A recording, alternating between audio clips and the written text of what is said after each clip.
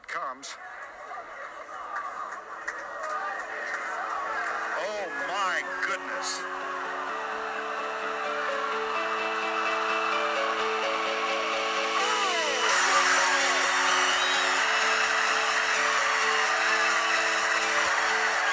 In your life have you seen anything like that? There it is. A win for the ages.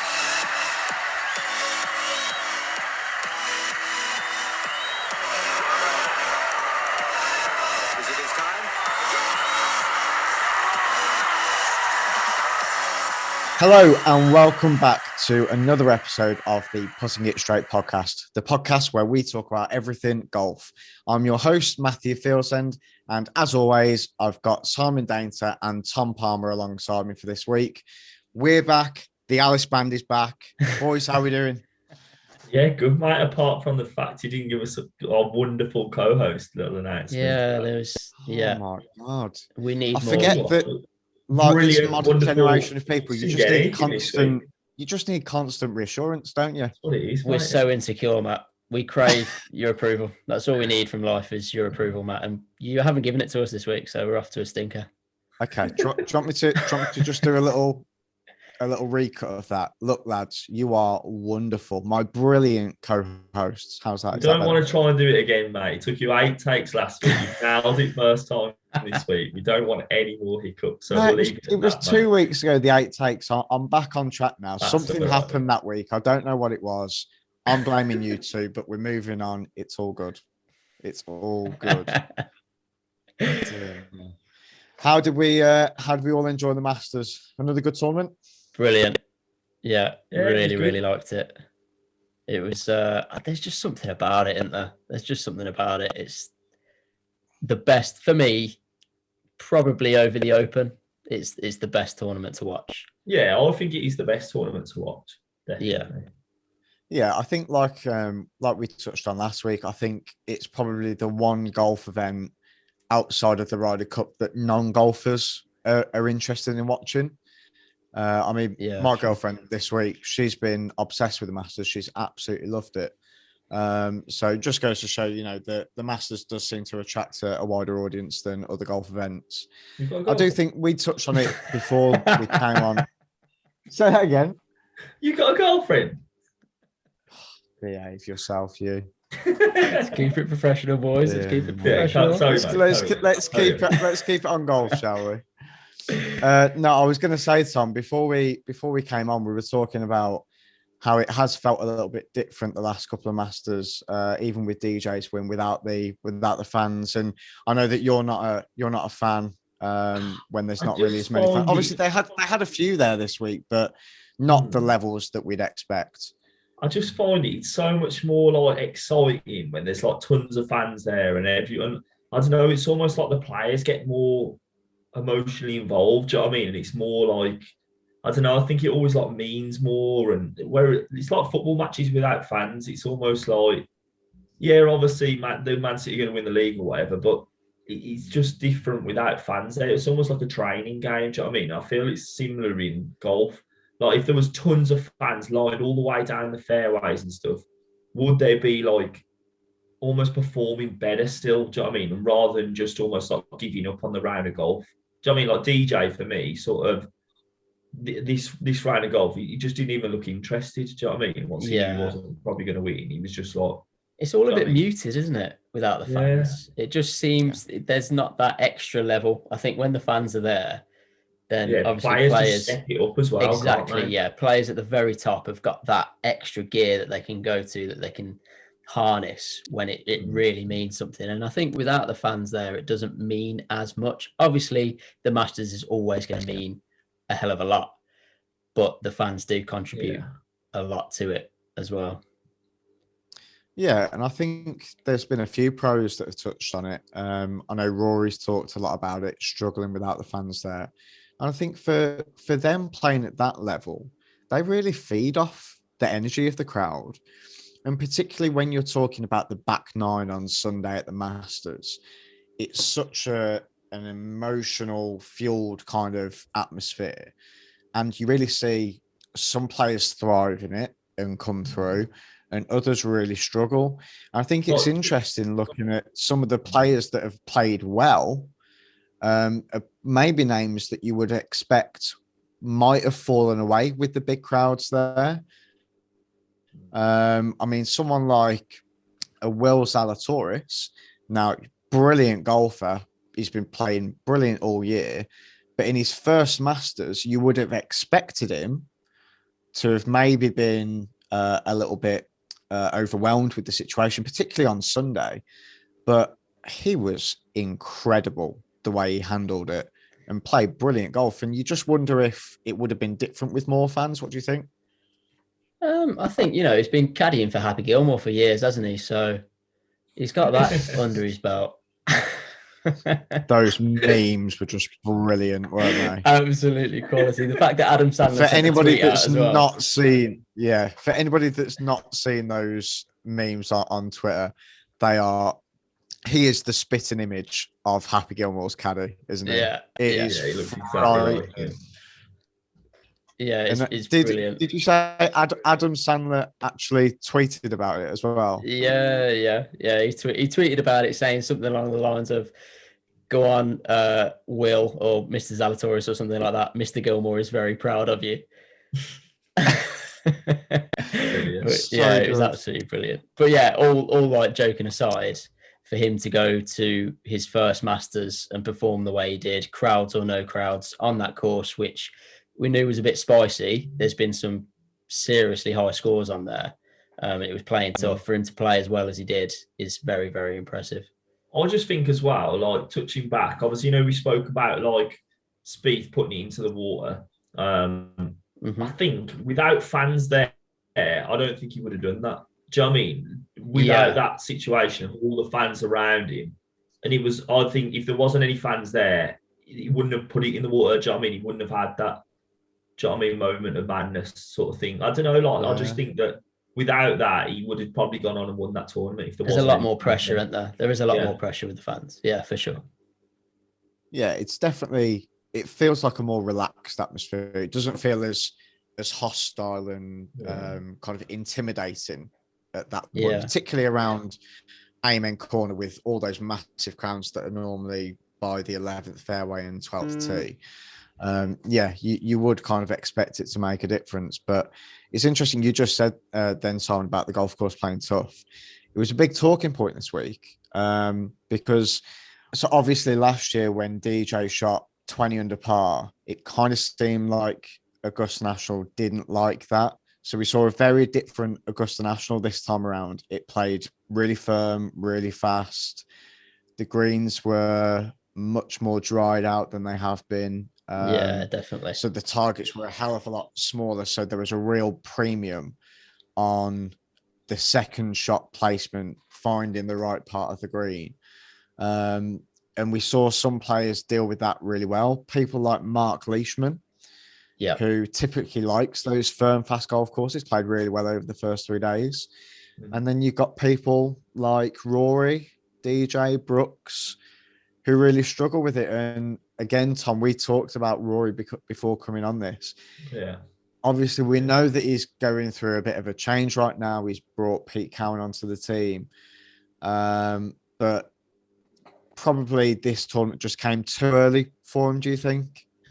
I just feel like he's not performed well at all lately. Do you know what I mean? I just feel like realistically, he's had all this potential and he's just not going anywhere with it. Do you know what I mean? Like realistically, he's got his mat. Do you know what I mean? He hasn't got a proper caddy. He's going round. He's not making. Do you know what I mean? He's not winning competitions. I don't know. Like obviously, I think I just got really high expectations of what I thought he was going to be, and he's just not living up to them. Yeah, definitely. And I think we've spoke about this before. Like, I think the expectations are massively high because you feel like he could, if he turns up at any week, he'll win. Like everyone knows how good of a player he is. If he turns up and actually plays, sometimes even his B golf, like we've seen him play C golf, D golf sometimes this year, but he could literally turn up and just and win, and he could do that any week. And it seems like every single week it's like he's going to turn up this week. He's going to turn up this week. Yeah, And then he he just never disappoints. Yeah. And he never does. No, he never does. And it is a shame because I think people just want to see him do well. And it is frustrating. It's really frustrating to see him do so badly. I'm not picking him ever again. No, I think you're both right. It is frustrating, and I think we mentioned it a few weeks ago. You know, he's not won a major since 2014, which just seems completely inconceivable for McIlroy to go 7 years without winning a major. It's ridiculous. Yeah. He's just that good, and like you say, he can turn up, and when he's on his game, really, there's if he's got his game that week, there's not really anyone that can beat him. So yeah, it is frustrating. But I mean, moving away from that, if we look at, there was a couple of really cool things to come out of this year's Masters. The first thing being, obviously they have the ceremony at the beginning of the week on Thursday morning with the honorary starters, which started off with Jack Nicklaus, Gary Player, and Arnold Palmer. And obviously Arnold Palmer passed away a few years ago now. And this year we had the introduction of Lee Elder to join Jack and Gary on the honorary starters. Obviously the first black man to play in the Masters. Just a really, really cool moment watching that ceremony when it's on. Yeah, it was. It really was. And I think this is all part of why the Masters is so special. Is these things, like there's obviously the tournament itself is fantastic because it's such a great golf course and there's so many things that can happen. And, you know, players like Tiger Woods can make a 10 on a par 3. And these things are never out of sight. Like anything can happen at the Masters, but the whole build up, like the drive, chip and putt contest that comes beforehand for the juniors, like people love to watch that. The par 3 contest, and then obviously the honorary tee off on the first tee. It's all these things contribute to make it such a special event. And yeah, seeing Lee Elder there was absolutely fantastic. Brilliant. Yeah. And another thing, obviously, in the last couple of years we've had on the run up to the Masters now is the Women's Augusta National Amateur Championship as well. Yeah. Which has been really cool to see. And like you say, those kind of initiatives like the drive, chip and putt have just been brilliant additions, and they're just classy things, aren't they, from Augusta? Everything about Augusta is classy. So yeah, that was a really cool moment. And then obviously our winner this week was Hideki Matsuyama. Obviously played brilliantly all week. Couple of weird moments towards the end of his round where he hit it in the water at 15. Looked like he was trying to throw the tournament away. But eventually got it done. Yeah. I mean, it was a strange one at 15. He really didn't need to take that shot on, but came through in the end and became the first Asian-born winner of the Masters. And I saw a tweet from Max Homer, and he basically said something along the lines of, I find it hard enough winning for my family, let alone trying to win for my country, because that is essentially what Hideki was doing. So I can't even begin to imagine the pressure and the expectation that he would have had on him going into Sunday. But yeah, it was a really cool win, wasn't it? Yeah, I think he played well as well, didn't he? So it's fair play to him. Yeah, definitely it is fair play to him. And class act as well. I don't know whether you saw by his caddy on the 18th green. They obviously took the flag off the flag stick and he's gone to put the flag back in, give it a little bow and just sort of little bit of respect to Augusta, the course itself, and I suppose a little bit of gratitude as well for having luck on their side this week. Yeah, and I think because Hideki is one of those people, you don't really see much emotion out of him, really. No. He seems, I don't want to say closed off, but he just doesn't really portray much emotion. But in his interview after, he really spoke about his caddy, and it really meant a lot to him that he'd won for his caddy as well, because that was his first win as a caddy. I mean, not a bad first win as a caddy, is it? Agree, Jack. It's a pretty good one to get your first win. It's a pretty good CV, that, isn't it? Yeah. It's not bad. Yeah, I've got one tournament win. Which one was it? The Masters. The Masters. Thank you very much. You've got the job. So yeah, that was really, really cool. And obviously the week started with a brilliant 65 from Justin Rose, who I don't know about you two, but completely surprised me. Yeah, I wasn't He'd had expecting that. no real form to speak of coming into this tournament, and went out on Thursday and shot a brilliant round of 65. I think was he 9 under for his last 11 holes. Yeah, It's crazy like that, weren't it? Yeah. that's it's incredible. Incredible. Compared to the guy I picked anyway, there's a bit of a shot difference, wasn't there? Between Have you Westwood's noticed how first long round we've and lasted, Rose's? mate? How long we've lasted not talking about your -5 this week? Yeah. It was just ridiculous, weren't it, really? I mean, Westwood shooting 6 over first round. Yeah, with all the Absolute form crap. that he's been in, mate, honestly, I thought you were hedging your bets a little bit because you didn't think he was going to win because he always has that He little could bit at of a least choke. done something. Yeah, I He know. could have been up there. Usually he plays well. Obviously, he's an absolute nightmare. 6 over par first round. That was it then. I was just like, you know what? This is just ridiculous. He'd The lost lads are going interest to rip me after that. He apart. was The like, lads are going to rip me I was like, that's apart. it I now. know it. I'm out. I'm gone. First round. I couldn't even watch the next 3 days. I was like, that's it now. Gone. Yeah, it's think done some very interesting things for our leaderboard, by the way, being as I had such a good week as well. Just saying. Oh, I had to drop that one in there as well. That was so subtle. Yeah, you know that old nappy factor that you took the mick out of me for last week. Looks like it's a thing, doesn't it? Well, no, Just he didn't. saying. He didn't win, did he? Well, He did really win. well though. Yeah, but he didn't win. So out of the 3 of us, has anyone picked a winner yet? No, we're yet to have our first winner. Yes, we have. You did last week, Tom. Oh, did I? Did I? Oh, look at how he did that. Hold on. Brilliant. Hold on. Yeah, I had Jordan. There's a reason that I Speed don't remember before. this. That's because you were so smug that I've completely repressed it. Oh, it was brilliant. Wow. Well done. Well Had to done. drop that Even one with in there. minus Even if I did five, get the how minus five, does it he end don't up matter being too much? how does he end up being the person that has got 10 points when he had -5 last week? How does he turn it around? I don't get it. Stupid. I don't know. Stupid. Yeah, Westwood was crap. Brilliant. What I'd like to as well is if we go back to the Sunday round as well, there's some really key moments throughout that round that I think we should kind of touch on, because it always happens. Final round of a major, there's always a few shots or a few moments that tend to shape the course of the day. And obviously with Hideki starting with a 4-shot lead, anybody chasing really needed to get off to a hot start. Will Zalatoris was that man. Birdied the first and the second, jumped out the gates, started to try and put a bit of pressure on early.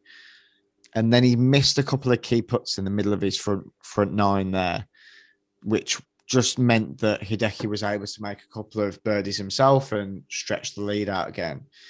But then as we got into the back 9, as we talked about earlier, I think the key moment really was around 15 and 16. So we touched on it earlier. So Hideki's got, was it a 4-shot lead playing 15? Yeah, I think it was. Hits a great drive. It's got 215, 213, something like that to the flag. And decides to take it on, which, I mean, fair play. Obviously, leading the tournament by 4. He's confident, feeling good about his swing. But obviously didn't want to go short in the water. So he's kind of playing a little bit longer than that. But maybe a little bit pumped up on adrenaline, flown the green, lands on the downslope, and runs all the way through into the water on 16. Yep. Now, he made a really good bogey in the end, it has to be said. It was, I said to you, that was a good chip. He's chipping up to the green, he's short-sided, and it's all downhill. As soon as you're on that green, it is all downhill, and it is very, very easy to leave yourself with a 30, 40-foot putt, which is very 3-puttable, and you're staring double bogey in the face. And he's done he's done very well to sort of leave it short just on the fringe and then leave himself a little dribble down, which potentially was makeable, I guess. It was a bit of break on it and it was fast downhill, but it was a good chip, wasn't it? It was a good chip. It was good. But obviously it ended up making bogey, and at the same time playing with Xander Schauffele. Xander makes a great up and down birdie from the right-hand bunker. Yeah. So at this point, he's got within 2. So the question really is, did he need to go for that shot at 15? Could he have laid it up and just hit wedge, made par? So, I mean, what do you think, Tom? Do you think he should have laid up, or do you think he made the right call going for it? I don't know. I think you gotta go for it. And you know what I mean, obviously you can play a little safe way, play a little wedge, and think make a solid par. But at the same time, if he pulled it off, he could have even extended the lead even further, couldn't he? I know what you mean. Like, he's winning the Masters. He doesn't need to make these outrageous plays, and he can let the other guys try and chase him, can't he? Really, if you're ahead at that point. But I think it was just surprising for. I mean, I think the commentators touched on it.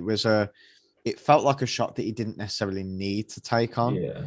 You know, by wedging it up, kind of laying up. If you're in the lead by 4 shots, you play safe, don't you? Do you know what I mean? There's just no need. But then at the same time, do you know what I mean? If you try and play too safe, sometimes that can let you down, can't it? Do you know what I mean? Yeah, and maybe he did, because it's a tricky wedge shot, because it's not a very deep green. So once you've laid up, it's still a very difficult shot. So maybe in his head he's thinking, well, from the top of the hill, I can hit a 6-iron or a 5-iron, and I've only got to make 1 good swing. Whereas if I lay up and wedge it, I've got to make 2 good swings, which is fair enough. So I can see both points. And the thing is, he did make a good swing, and he hit the ball well. He flushed it. Yeah, and the thing is, you know, he may never have hit that club that far in his life, but coming down the stretch on the Masters when you're leading, that amount of adrenaline is ridiculous. And so having that 5-10 yards extra carry it's not something that you really account for, is it? It's very difficult to. I think players talk about it, and I think they know it there, but it's very difficult to quantify just how much of a difference it's going to make. Like, trying to put a yardage to it, it's an extra 5 yards. It's an extra. Do you know what I mean? It's very difficult to do that. But I think, you know, like we said, made his bogey, ended up with a 2-shot lead going to 16, and then the next key moment, you're just watching it, hoping for a real grandstand finish. You're kind of hoping that Xander steps up and just stiffs one at 16 and makes birdie to make it really tight. And then he goes and chunks it in the water. And it was like, what an anticlimax. Okay. Because it felt like the tournament was coming to a really nice kind of crescendo at that point, and then it just got ripped away in one swing, and it was like, oh, okay. No. So that's that then. That's done then. Yeah. That's that then.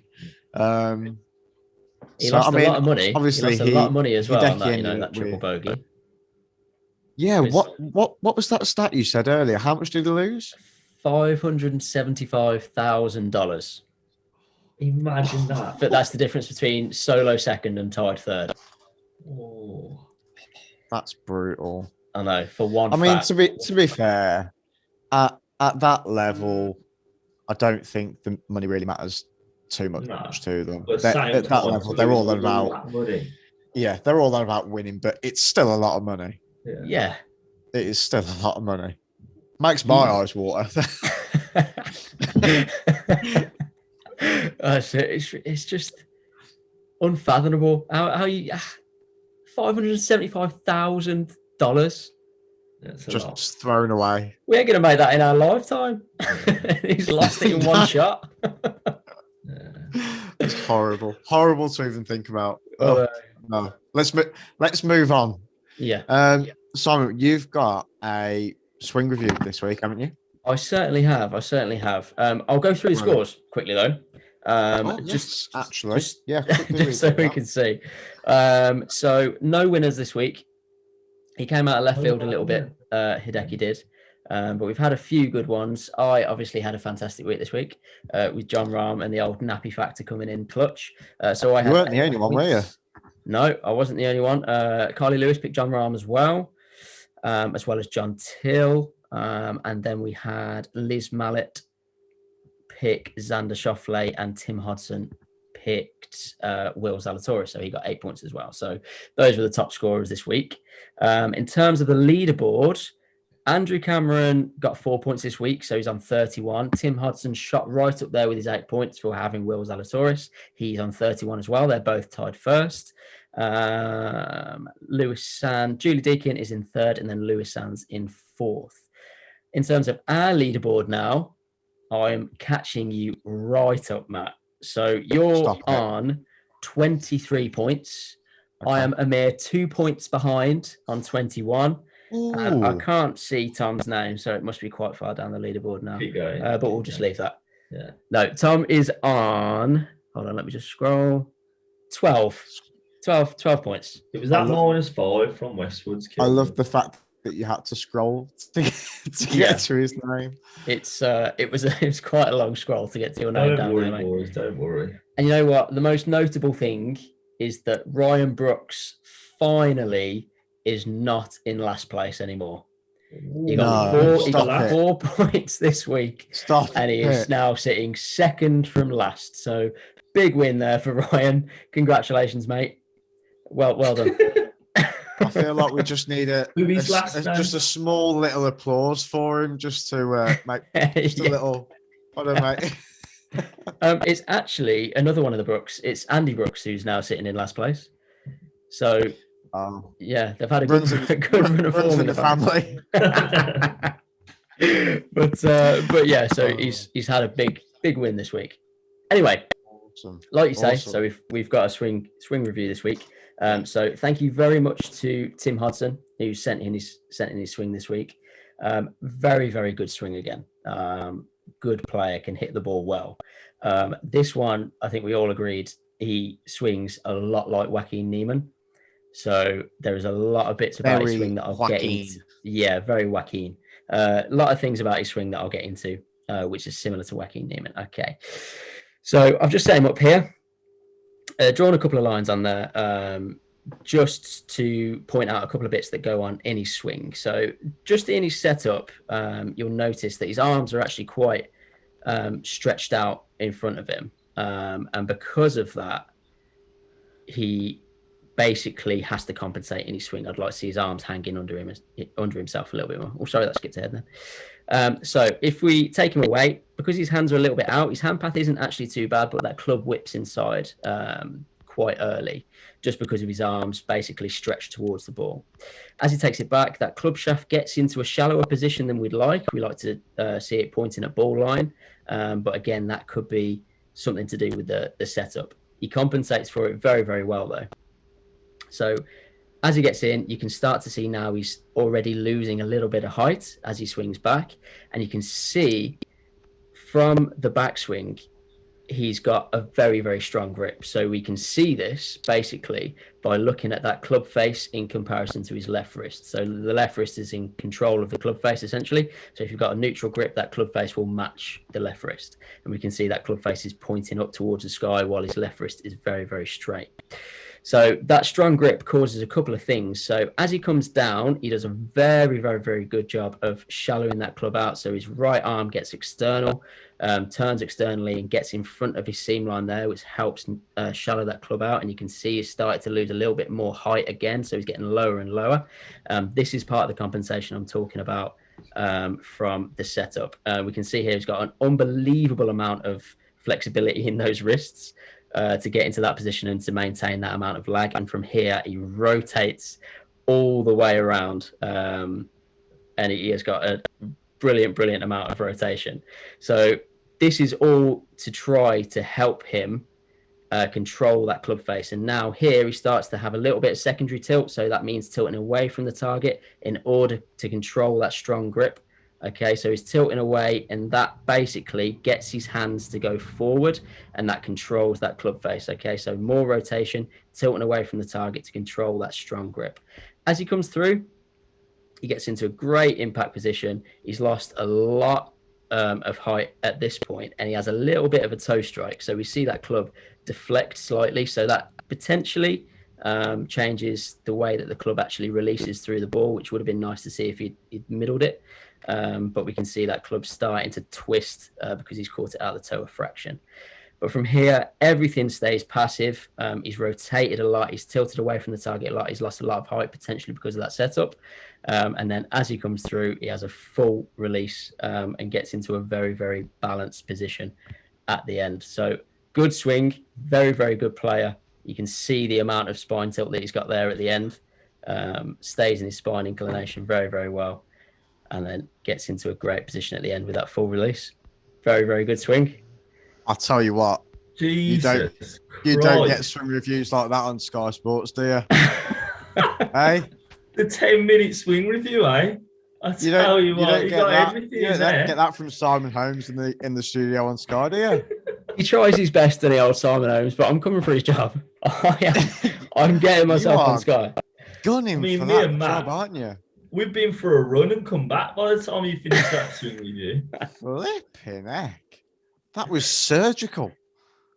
It was a good. I enjoyed that. It was a good swing. I can tell you did enjoy that. That was impressive. Is that a bit weird? I don't know. You really got into that. Well done. I really did. I enjoyed that. Yeah. Hopefully the video is going to be playing over the top because I got so animated. The hand gestures. Yeah, I was like, it's a good one. It's very, very good. I did think if you'd gone a little bit European during that swing review. With all this. Literally did. Oh my good swing. God, Good swing. brilliant. Anyway, that's all anyone needs to know. Good swing. Yeah, great swing. Love it. Yeah. Cheers for that, Oh lads. my Thanks for that. You're welcome. Tom, have we got time for a quick question? I think we have, haven't we? We can squeeze Question one in. time. Yeah, I've got the question here. We've got time for a question after my 10-minute swing review.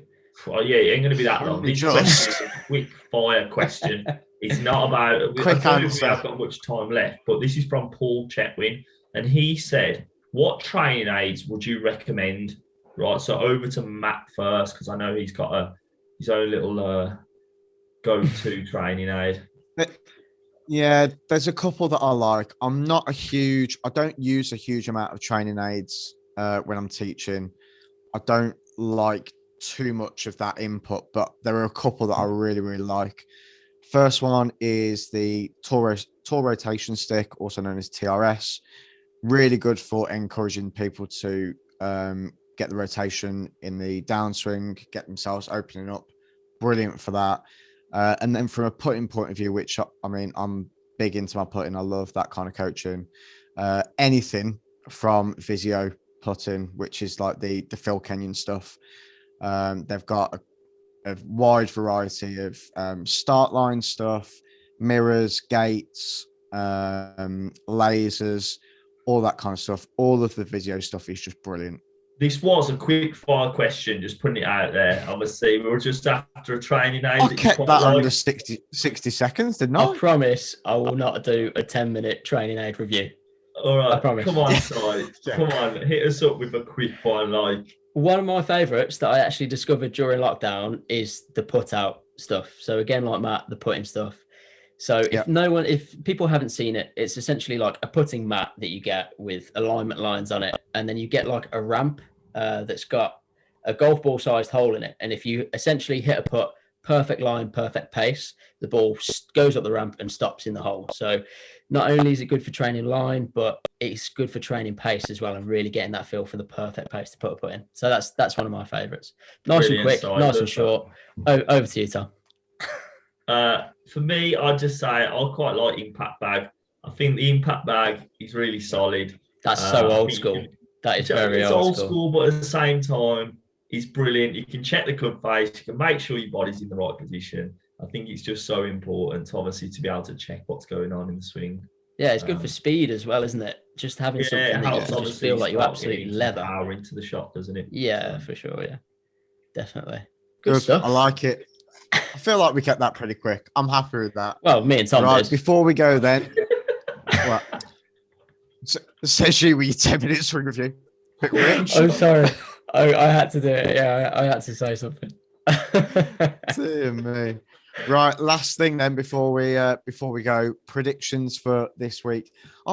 This week always feels weird. The week after Masters week, it feels like a bit of a come down, doesn't it? It is a it's little letdown bit. tournament. But we've got the RBC Heritage from Harbour Town, which, to be fair, it's a golf course that I do really enjoy watching on TV. It's a great golf course, old school golf course. Yeah. So very good Simon, golf I'll come course, to you yeah. first. Yeah, Who you have better you come gone to me for this first, week? because if you'll notice, Tom's just on his phone trying to look at someone who's actually done quite well so he can get a pick. So Been looking at the betting odds. He's got bet 365 up. But Oh don't my worry, God. I'm not going with the I can't favourites. believe it. I'm so I sorry. I can't did you so dirty believe there. it. Don't Anyway, worry. I'm going to go for Cam Smith. He had a really, really solid week at the Masters. Of course, it was playing very, very tough. This course, very tree lined, lots of well-placed bunkers, lots of hazards. So he's done well in driving accuracy, and his scoring average is really, really good. Like I say, solid week at the Masters. I think he could do well. I'll just suggest, if he misses the cut, you've got to do the next podcast from start to finish in an Australian accent. No problem, mate. All over it. That is brilliant. I love that. That's so good. That. So good. I hope he misses Right. the cut now. That would be brilliant next Monday. Is that something we should do, like weekly? If we miss the cut, weekly forfeits. Yeah. Oh, I think God. that would make We'll Tom have to, switch on a bit rather than go on bet 365 2 minutes before we're doing the picks. There'd be some proper research going in then. I was just checking. So come on then, with your 30 seconds of research as we're filming the podcast, who have you come up with? Matthew Fitzpatrick. Oh, That's not who you said before. I've changed my mind. That is I've changed definitely it. a I've last flipped it on minute its head. change. Unbelievable. What odds are you getting for Matty Great Fitz? player, playing great. He's in. fair play. What odds are you getting? I think he's not one of the favourites. DJ's favourite, and you know what? Is I'm he? never picking that guy ever again. So I flat out refuse to go with the favourites. We'll No see. point. We'll see. Honestly, I bet you now I will never pick DJ again. Wow. That's a All big right, shout. okay. We'll see. Okay. Well, We'll see about that. I mean, it's on the podcast now. You can't go back on it, so we've got the evidence. True. we need. What are we going to make All Tom the way. do if he gets a -5 this week? I can't be the only one with a forfeit. Fitzpatrick won't let me down. Oof. I can't be the I only don't one know. with a We'll have to forfeit. get some. We'll have. I just thought yours because Sorry. I knew you liked an Australian accent. Why are you so bullying me? I thought just leave that in there. So yeah, it's only if Si misses the cut. Come on. My guy Right. missed the cut last week, so all is good. Yeah, Your guy true. didn't miss the cut last week. Your guy won last week. Not this week. It's Monday now, Matt. It is Monday. Yeah, it was last week, but yeah. It's been a long day. It's been, yeah, we're very busy at this point, aren't we? Yeah. Running Yeah, which is on great, fumes which is right great. now. Right, I need to get my pick in. I've not done a whole lot of research, to be honest. I've gone with Corey Connors. Cop Mr. out, mean- cop out, Connors. Cop out, Corey. Cop out Corey. In decent form. Played well this year. Played well at Augusta. But not so well that I don't think he could play well again this week. So, Yeah, you know what? That's actually a thing. Like, I'm like, no, they played really well this week, so they're not going So to they be as can't good play next well week. again. it's Yeah. definitely a thing, isn't it? Yeah. It's like if they kind of finish in that like top 10 to 30th range, it's like, well, they've played well, but not full on firing. So there's Yeah. room for them to improve. Because it's like if they come in that top 3, they've been in contention. And it's likely that they might have kind of run out of energy mentally as well and burnt themselves out. So not going to play well again the next week. Yeah. So yeah, Corey Connors is my pick. That's what I'm going for. Well done, Matt. Thanks, Yeah, mate. good amount of research. Well done. Really solid. Yeah. Really, really solid. Literally 5 minutes before we started filming this. Oh, And- that's it. We've lost it, haven't we? We've completely lost it. On that complete and utter bombshell, we are going to leave it there.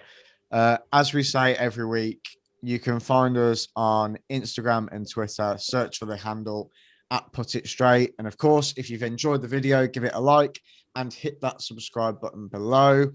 Any emails you want to get into us, Tom, say that email address. Putting it straight podcast at gmail.com. He was so excited Yes. to say So that. Matt, as well, let them know about last week's podcast because I think that's important. Oh as well. Yeah. We've had a rotter, haven't we? So with last week's podcast, we had a couple of options. We had a podcast with some video clips in, which was the one that we used. We had one without. We liked the one with the videos because it added a little bit more to it when we were talking about the best moments at Augusta. Yeah. Unfortunately, that doesn't abide by YouTube's copyright laws. So in the middle of the week, we got an email saying that video was going to be blocked. So what we're going to do is you'll get 2 podcasts this week. We'll re-upload last week's podcast, the Masters special, without the video clips for anybody that hasn't watched it. And then we'll upload this one as well. So you got 2 for the price of 1 this week. Oh, it's like Christmas, isn't it? Looking like- Christmas has come early. What more could you want? Oh dear. Yeah, So we had a look, stinker. we had a bit of a stinker, but I did call it, by the way, guys. He did. Call it. He did. yeah, Tom did Yeah. warn us. We thought we knew better, but we didn't. We thought he was just being cynical. But never mind. We'll learn from it. It won't happen again. And Back stronger. back stronger. And I mean, whilst you're on the copyright issue, we're definitely going to get in trouble with the Peter Crouch podcast for using their punchline. No. Oh, I can't wait for the email to say this has been taken down. Although you can't copyright words. Nah, That's- we're fine. we're fine. fine. Freedom of speech, isn't it? Exactly. So we're fine. So look, again, on that bombshell, we will say goodnight now. So thank you very much for watching. And Cheers, we'll see you guys. next week. See you in a bit. Cheers, guys. See you guys. Here it comes. Oh my goodness.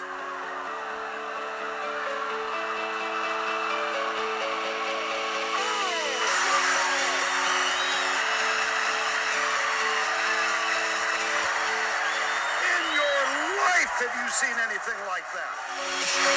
There it is. A win for the ages.